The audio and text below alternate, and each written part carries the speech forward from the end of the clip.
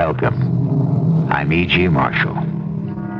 Each of us is a hostage to time and fortune. Our lives are handed over to what appears to be the random chances of an uncertain fate. So often, there seems to be no rhyme or reason for any of it. Or is there a plan? A great and grand master plan, where even the fall of a leaf is strictly scheduled and rigidly accounted for.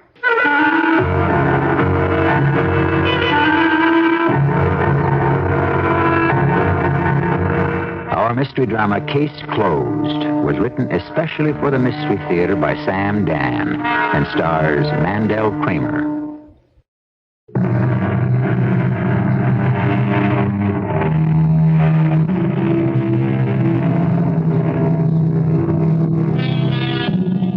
As the preacher says, there's nothing new under the sun.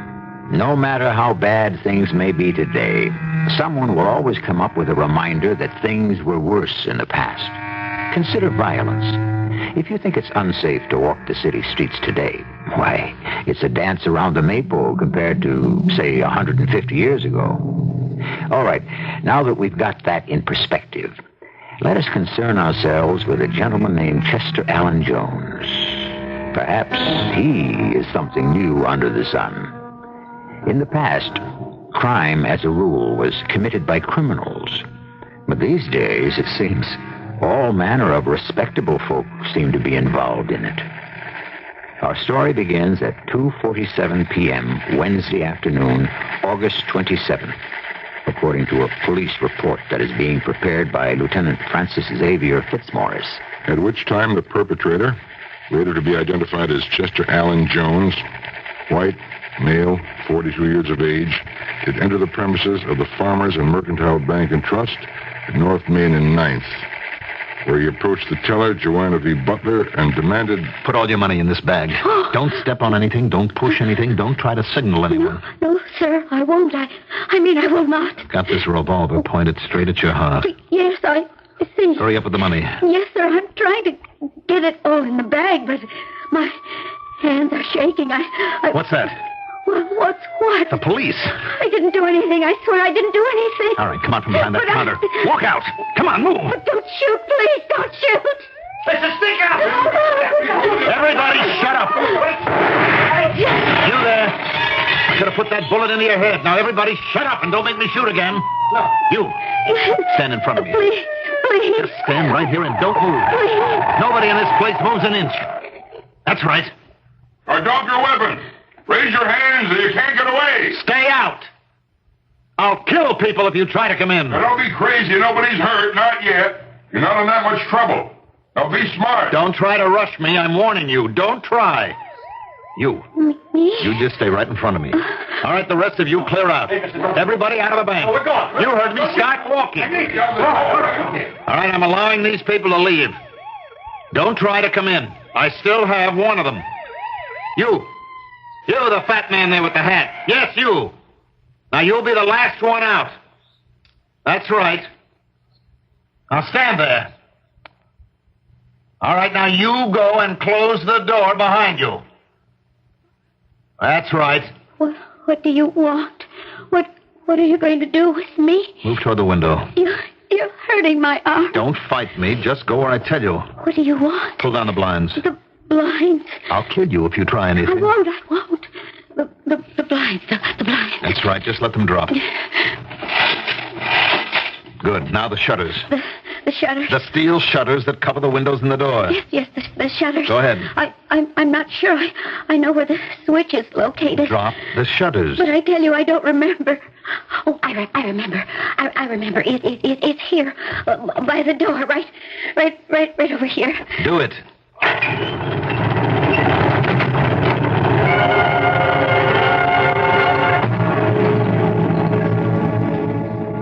This bank is about 30 feet by 40. The vault has an opening in the rear. A door left opens on the storeroom. Another door right is to kind of an employee's lounge or the bathroom. The only entrance is through the business office. The lounge does not have any windows. There's no way to get at him, except through the front. And he has the iron shutters down. There's no way he could be picked off. Besides, He has the hostage. At 3:15, an attempt was made to contact him. He opened the door a crack. We spoke through the shutters. What do you want? Well, sooner or later, you'll have to talk to somebody. I know what you're trying to do. Really? What am I trying to do? You're trying to humor me. Well, why would I want to do that? You think you're dealing with some common hoodlum? No, I never said anything like that. I'm not your ordinary, everyday bank robber. You're not? You'd never guess who I am. I wouldn't. Never. Not in a million years. Go ahead, guess. Well, Think of the most unlikely person. Go ahead. The Duke of Windsor. Who? The one who used to be the Prince of Wales. He gave up the throne. You're not even close. I'm Chester Jones. Oh? Glad to meet you, Mr. Jones. I'm Lieutenant Francis Xavier Fitzmaurice. You never heard of me. Well, now that you mention it, I think your name does ring a chord. Now, you mustn't do that. Do what? Patronize me. There was no way you could ever have heard of me. They took care of that. They? They made sure no one would ever know how important I am. Oh. Well, tell me, how important are you? All right, I will. Have you ever heard of Trowbridge Industries? Trowbridge. That's always been his secret. You see, keep in the background. Just take the money and smile. Well, I'm chief engineer. Oh? We make those... Well, I can't talk about it because it's top secret. You understand, being a police officer. Absolutely. Just let me say that what we make is a tiny little bit of a thing. But without it, you couldn't get a fighter plane off the ground. Is that a fact? Now, I warned you, don't patronize me. I am not. Believe me. I am very, very much impressed. Now, I'm telling you this because I want you to realize that you're not dealing with some run-of-the-mill criminal. Well, I was sure of that from the very beginning. Now, Jones, you have a young lady there with you. Yes. About the young lady. Look, she is of no importance. She's merely a pawn in the game. Well, you certainly have no intention of hurting her. You're too good and generous a man for that. Good and generous, yes. I was always good and generous. That's why I'm a ruined man today. Good and generous no longer. Well, then why don't you let the young lady go? Let her go? She never did you any harm. Why should she suffer? I never did anyone any harm either. Why do I have to suffer? Yeah, but surely... Look, I don't want to talk anymore. Just another few seconds, Mr. Jones. I said I don't want to talk anymore. For the next 3 hours, all efforts to make further contact were unavailing. It was suggested we bring his wife down to talk to him. I decided to talk to her first. Accordingly, I went to see her. 7 p.m. You can't be serious. He identified himself as Chester Allen Jones. Well, there's obviously someone else by that name. Chief engineer at Trowbridge Industries. Well, perhaps someone is impersonating him. Well, the holdup was televised on the special closed-circuit TV, beamed to a banking protective service. Now, look, here's a blow-up from her frame. Is this your husband? Oh, it's impossible. Is it true? Well, it's Chester. It is Chester. Chester? Robbing a bank? Oh, it's ridiculous. I'm sorry, Mrs. Jones. How could he do this? I'm going right on down there. I'll make him see reason. No, I'm afraid that's not possible, Mrs. Jones. I know how to handle But we him. can't allow him to become irritated in any way. He has a loaded revolver pointing at a hostage. How long will you permit this to go on? As long as it takes. Oh, this is awful. This is absolutely awful. I'm sure it is. How will I ever be able to show my face to my friends again? We decided not to involve the wife. At 10 p.m., we tried to make contact with Jones again. He refused to talk. This is a bad sign. In all these situations, the perpetrators are anxious to carry on a dialogue. It increases their sense of importance. They're excited by the very idea of negotiations. But how could we figure Jones? Unless we knew what Jones wanted, we would have no clue to him at all. Are you going to kill me, Mr. Jones? What? I asked, are you going to kill me? I don't know. You don't know. I haven't really thought about that. Right now, it's not important. It's important to me. Just don't try anything. What can I try? All I see is the muzzle of that revolver. It's a big black hole, and it's pointing at me. Then death can come out of there. You talk too much. Well, I'm sorry. But I have to do something. Up till now, I've been scared, terrified. But I can't keep that up forever. The fright goes away and you're empty. I remember that expression from high school science. Nature abhors a vacuum, so I just fill myself up with talk. Well, don't mind me. It doesn't mean anything. Nature does not abhor a vacuum. But it... Don't contradict me. I'm an engineer. Yes, sir. I'm a scientist. I know more about it than you do. That remark was uttered by Spinoza. Oh, really? I didn't know that. You could tell that he was a philosopher, not a man of science. Nature does not abhor a vacuum. She doesn't. Nature is not a she or a he, not even an it. Nature is, that's all. And nature doesn't know, doesn't care, is not involved. Nature is a force that simply acts. Do you understand? Oh, yes, sir, I understand. Mr. Jones. What is it now? Mr. Jones, are you going to kill me? I already told you I don't know. At 11:30 p.m., we succeeded in getting Mr. Jones to come to the door and talk with us again. We brought a tray of food and beverages. The plan was to have him let Miss Butler come to the door to pick it up, where we might have an opportunity to grab her and yank her out of there. But he was too smart for that. He made us place the tray on the ground and push it inside. He was constantly using her as a shield. We had no way to get at him. What was worse, we were unable to communicate. Mr. Jones, you can't go on like this indefinitely. I've been going on indefinitely all my life. Well, and sir. So have you. Most people do. We just go on from day to day, living for the moment. Mr. Jones, let me say to you again what I said to you at the very beginning. So far, nobody got hurt. Nothing too bad can happen to you. Just hand over your gun and walk out with the young lady. You'll wind up with the thing will be, well, you probably won't even go to jail. Mr. Jones, look, I'm not just saying this to get at you, it's the truth. Why don't you make it easy on everybody? Come on out. Mr. Jones, you know I'm right. I can't do it. Why not? I just can't. Well, why don't you tell us what you want, Mr. Jones? What do you want? What do I want? Yes, Mr. Jones. What do you want? I don't know.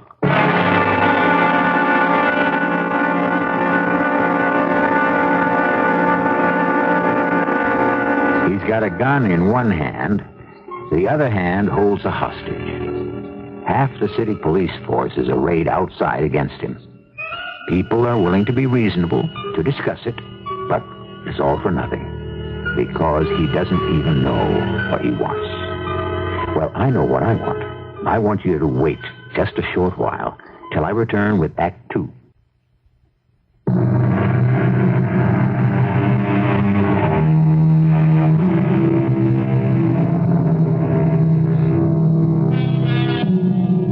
Do not ask for what you want. You'll wish you'd never received it. So, at any rate, advise the philosophers. But what does Chester Alan Jones want?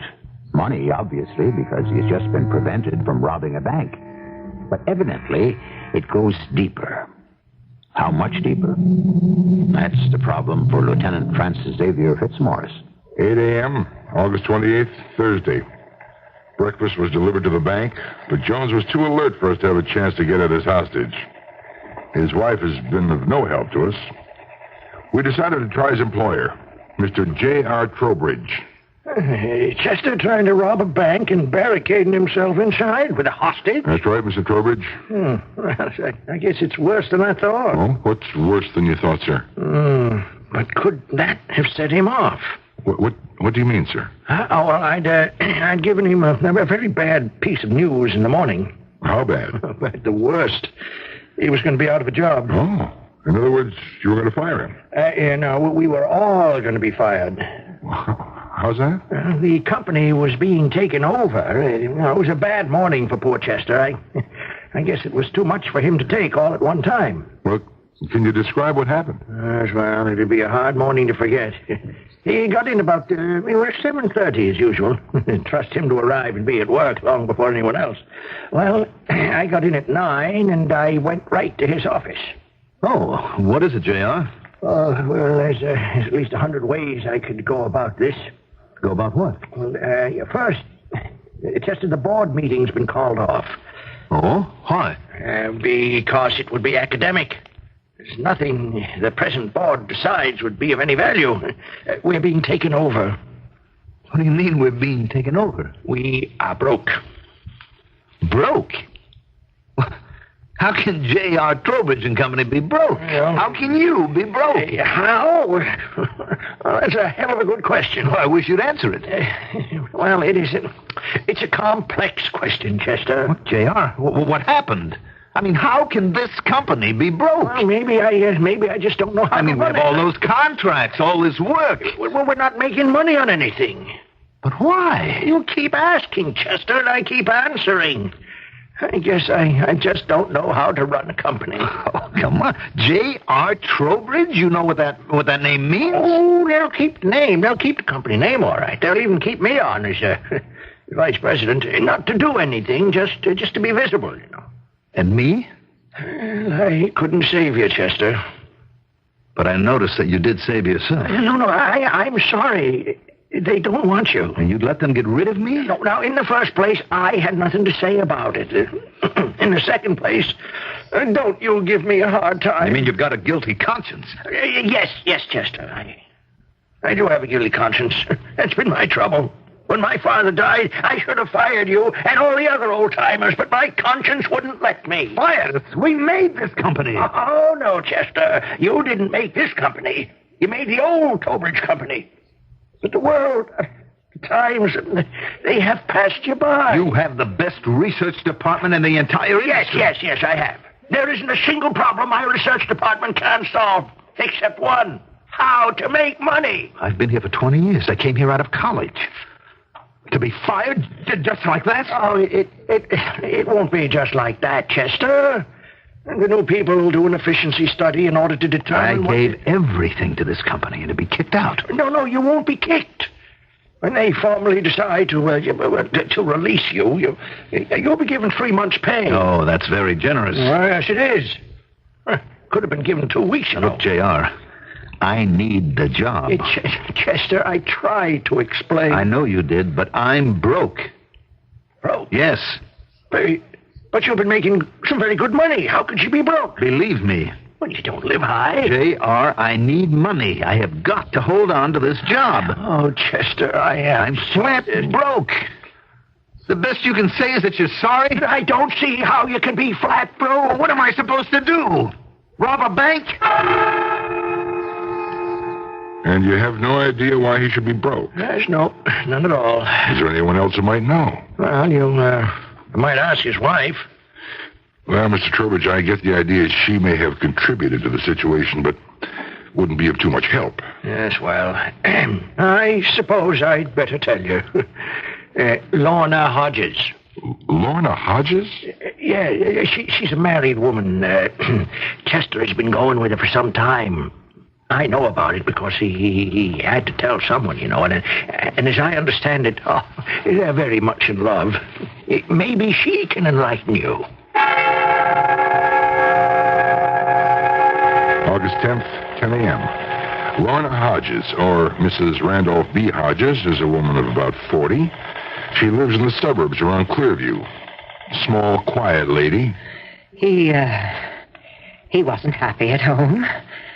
Neither am I. You could say we found each other. We love each other. Well, he has no money. Why? She drains him. His wife does. The clothes that woman wears.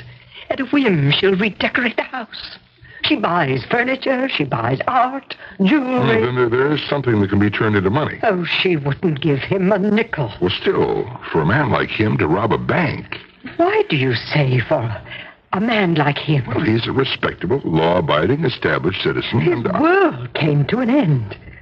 He's no longer chief engineer at Trowbridge Industries. All right, but we have an immediate problem.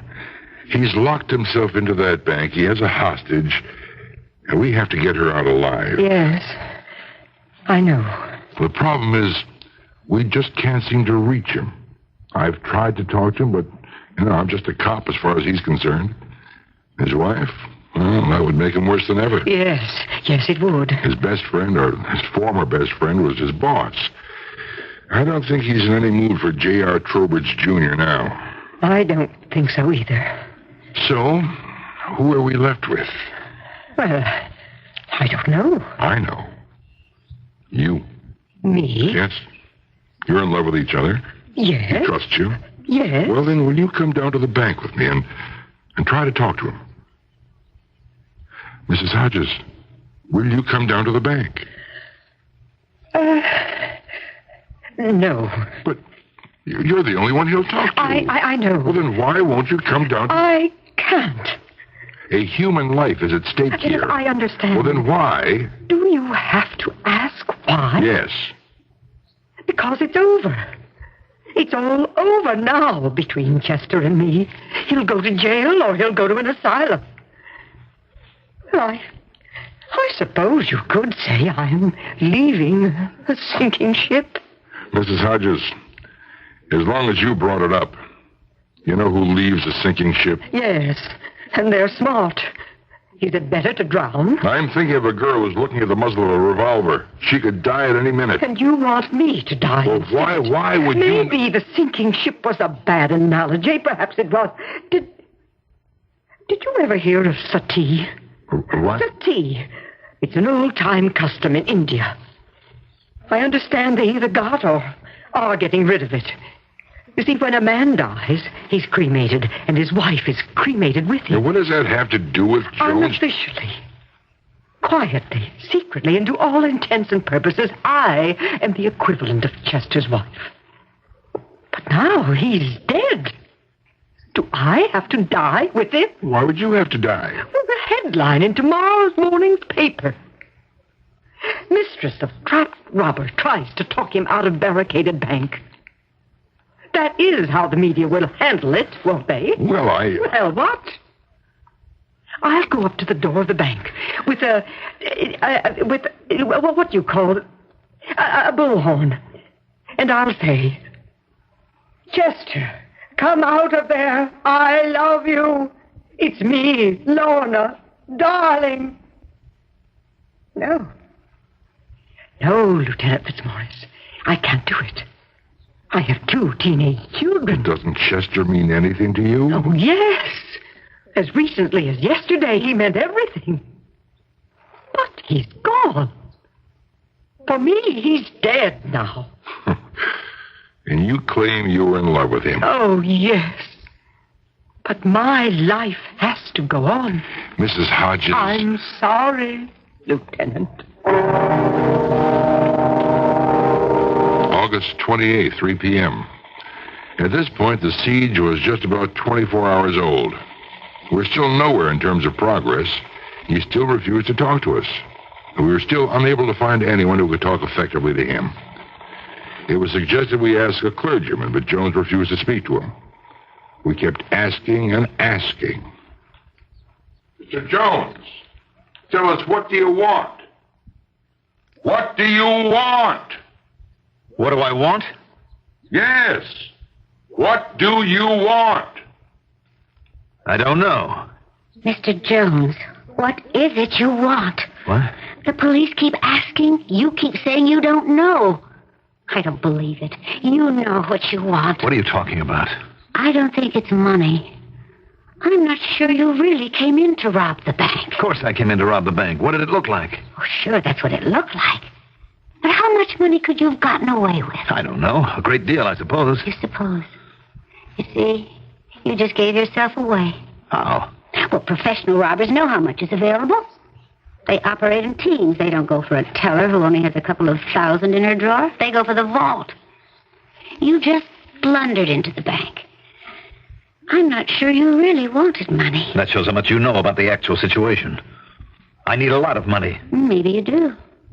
But that wasn't why you tried to hold up the bank. You know, you're an excellent example of non-scientific thinking. You refuse to accept basic facts. Number 1, we have my need for money. Number 2, we find me in a bank committing a robbery. Period. Problem. It's because you're a scientist, an engineer, that I don't think you meant to rob the bank. If that was your intention, then... Then what? Well, then you'd have planned it better. You'd have used what you'd call the scientific method. You wouldn't just barge in waving a pistol like some juvenile delinquent. You know, all this is very interesting, but the basic fact still remains. I did come in with a pistol. I did demand money. That was just the first part of it. What do you mean by the first part? Oh, you were just going through certain motions. Yes? What kind of motions? I don't know. But your object was to arrive here. I don't know what you mean by here. Here. Where we're standing, here in the bank. Where you've barricaded yourself in. Where you're holding a hostage. This is where you wanted to be. I think you're crazy. Well, I could be. But if money was what you really wanted, why not tell that to the police the next time they talk to you? You know how much money you need, want. Set the figure. Why don't you? Because. Why don't you tell them how much money you want? Because I don't really want any money. What do you want? I don't know. You do. You're afraid to say it. You don't want to come to grips with it just yet, but you know. Look, I want you to shut up. All right, but that won't change anything, will it? You know what you want. Yes, I know.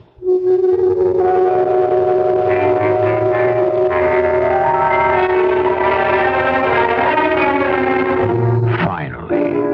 But what does he really want? Can you guess? True to tradition, we've left a few clues scattered here and there during these past two acts. It's quite possible you already have the answer. Compare yours with ours when I return with Act 3 in just a few minutes.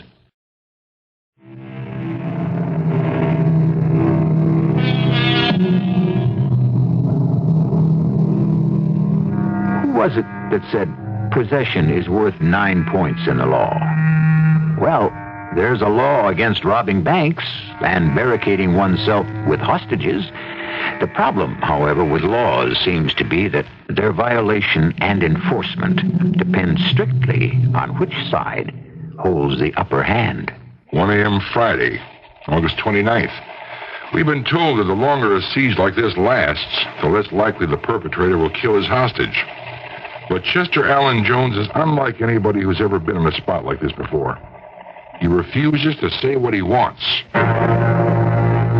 Then you do know what you want. Well, I said I did, didn't I? I guess I didn't until just now, but can you guess? No. I want my job. Your job? That's all I want. My job. I mean, other people do these things for money. Lots of money, or for a cause. Not me. I just want my job. That's all I ever wanted in the whole world. That job as chief engineer at Trowbridge. And they're going to take it away from me.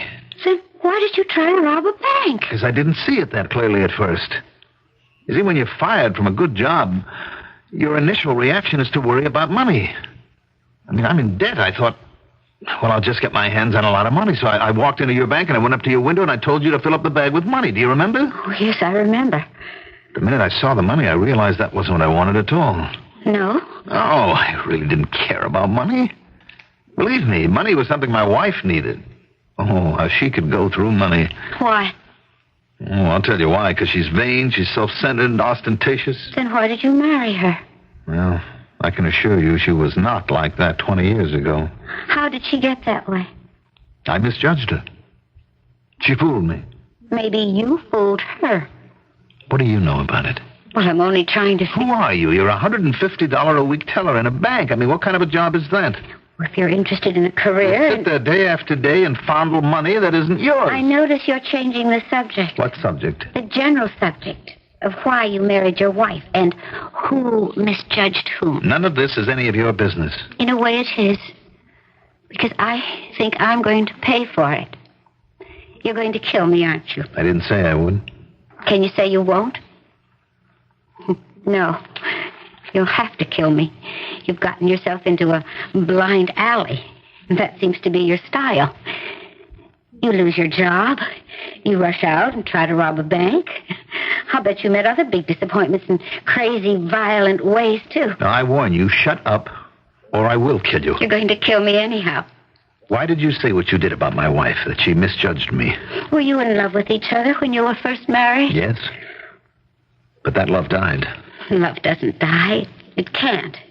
It has to be killed. Who killed it? She did. Oh, why? What is this, the Spanish Inquisition? I gave her all the money she wanted. Did she want anything else? Money was all she ever wanted. Were you rich when you married her? Come on, I was fresh out of college. I didn't have a nickel. Then why did she marry you? Because...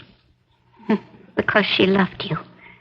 Did you return that love? Oh, would you stop that? It's nonsense. Did you spend time with her? Look, if I didn't spend time at the plant, I wouldn't have made any of the money. She wanted you, and all you ever gave her was money. After a while, money took your place. The money became all important. Oh, that's where you're wrong. She didn't want love. That's why I looked for love elsewhere. I had to. You did? Lorna. Lorna understands me. Lorna loves me. Who's Lorna? A soft, sweet, beautiful woman. Married, I'll bet. How did you know? Does it matter? Her husband neglects her. Just as you neglect your wife. Look, we found each other. And you're in love. Deeply, completely in love. Well, why don't each of you get a divorce and marry the other? Because her husband wouldn't permit it. And Helen wouldn't let go of me either. How hard have you tried? What does that mean? These days, if people want divorces badly enough, they can get them. But neither of you wants that. You're satisfied to meet now and then, here and there, have your little affair. Don't use that word. Give me a more accurate one. A few hours in some little out-of-the-way restaurant, an evening in a motel. You need each other for a romantic interlude. Husbands and wives can't have romance unless they work at it all the time. But strangers can kid each other and themselves. We're in love. Have it your way. Why are you stalling? What are you talking about?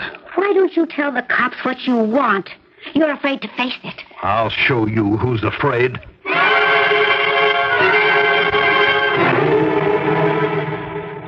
Friday, August 29th, 5 a.m. Chester Allen Jones called out to us. He wanted to talk.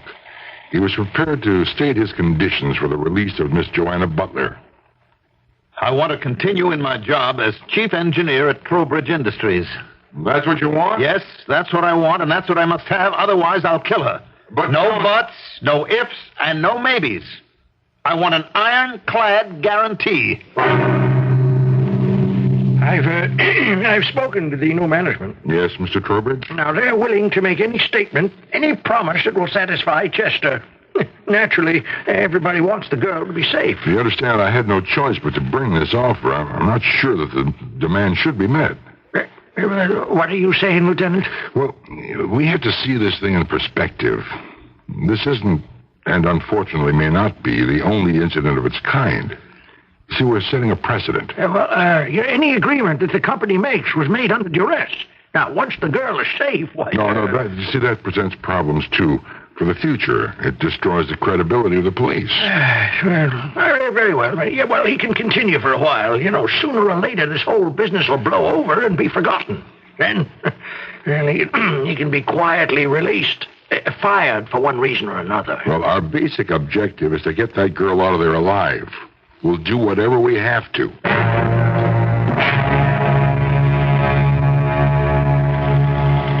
a.m., August 29th. It was decided after a consultation with superior officers and psychiatric experts to meet the demands of Chester Allen Jones. I went to speak to him. I'm here to tell you, Mr. Jones, your demand has been met. I want it in writing. You've got it in writing. Push it under the door. All right. Now, there's no reason now why you can't let the girl go. Come out yourself, is there? I'll think about it. Well, what's there to think about? What's there to think about, Mr. Jones? I don't know. But this is what you asked for. Yes, this is what I demanded. We guarantee that Mr. Jones will continue as chief engineer at his present salary for as long as he desires. Could you ask for more? Well, they don't have to honor this agreement, once they get their hands on me. Oh, then you don't believe them. No. I believe them.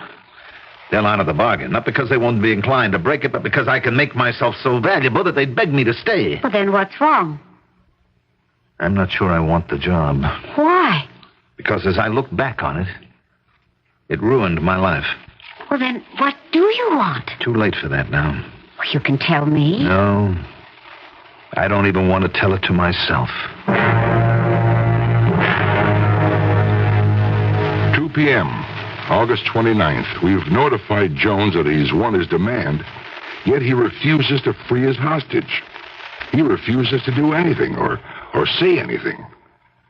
We call in a psychiatrist. The psychiatrist is unable to make contact either.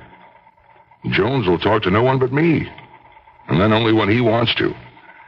The psychiatrist is very much concerned. The problem could be that he's developed a siege mentality. In all his life, he's been under terrible pressures, but they were varied and widespread. Here, everything is concentrated into a single time and place. He doesn't want to lose it. And that's why you can expect him to keep inventing demand after demand. Well, how long can that go on, Doctor? Till he cracks or kills himself, kills the girl. Unless... Unless what? Unless we find out what he really wants. Well, why doesn't he tell us? Maybe he doesn't know. I'm scared now. I know what he's doing. He's getting up the nerve to kill both himself and the girl. He sees some great dramatic climax for his life. If there was any way to do it, we would rush the place, but how? When are you going to do it? I'm sorry, but people have to be taught a lesson. Could I write a note? A note? To my fiancé. By dying, we can force people to look at the futility of their lives. Whatever that means. I see that so clearly. I'm very much in love with a certain person. You can understand that. Yes? Then can I write him a private message? All right. Thank you. I am sorry, you know. I wish I didn't have to kill us. Why do you have to kill us? Well, you take a hostage, you make a demand. The demand isn't met, what are you to do? But you haven't even made the demand, the true demand. Not the artificial one about the job. I realize that. Then make it. There's no point to it. It could never happen.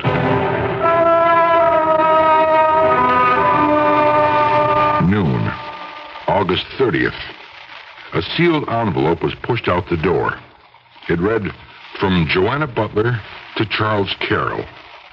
Miss Butler's mother told me she knew of no Charles Carroll. Evidently, then, the note was for us. So we opened it. He wants his wife, not the wife he has now, but the wife she was in the beginning. He loves her. He loves her more than anything in the world. He wants to begin all over. If he can't, life isn't worth living. He'll kill himself. And unfortunately, me. It's in her hands. I can't blame her if she wants nothing ever to do with him. But if somehow she is as unhappy as he is, as frustrated and as in love, she can save us. Mrs. Jones, will you read this letter? What letter? And after you've read it, you will decide whether or not you want to go and talk to your husband. The letter will tell you what he really wants. You'll have to decide if it's what you want, too. And you won't be able to fool him. Mr. Jones! Mr. Jones, you have a visitor. I don't want to see anybody. Not even me, Chet? Not even me? Helen. Chet, you know what I'd like to do tonight? Go out somewhere, get a sandwich, and go skating. But the Paradise Rink's been closed these past 15 years. Well, then we'll go to a movie. But I don't have a job, Helen. I couldn't work there anymore. Oh, that doesn't matter. I can teach school. How can you teach school? You haven't worked in 15 years. Well, then, we both have a problem, don't we?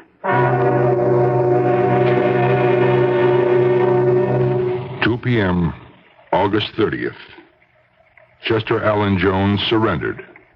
His hostage was freed, unhurt.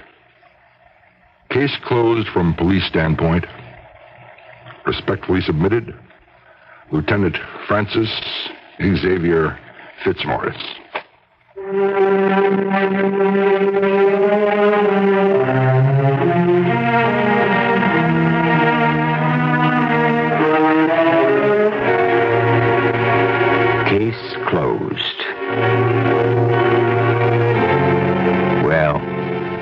case ever closed. Miss Joanna V. Butler certainly developed under pressure, didn't she? We wonder what she's doing now. Chester underwent a battery of tests and after a while was quietly released again into civilian life. We assume he and Helen are happy somewhere in a new environment. As for me, I'm well and happy every time you agree to wait until I return.